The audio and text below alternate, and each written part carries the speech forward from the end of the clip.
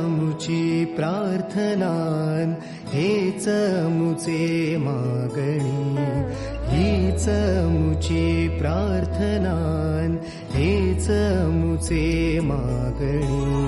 माणसाने माणसाशी माणसा समवागणे.